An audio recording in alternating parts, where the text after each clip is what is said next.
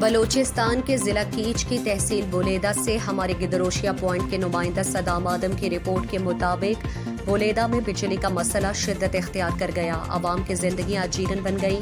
ماہ رمضان سے پہلے بولیدہ کے ہائی وولٹیج ٹرانسفارمر کی خرابی کی وجہ سے بولیدہ کی بجلی معطل ہوئی. ماہ رمضان سے بولیدہ میں بجلی نہ ہونے کی وجہ سے بولیدہ کی عوام اذیت کی زندگیاں گزارنے پر مجبور ہیں. بولیدہ کے عوام، سوشل ایکٹیوسٹ، ہر طبقہ فکر نے بجلی کی فراہمی کو یقینی بنانے کے لیے وقتاً فوقتاً سوشل میڈیا کے فورم سے آواز بلند کی. نوجوانوں کی محنت نے رنگ لایا.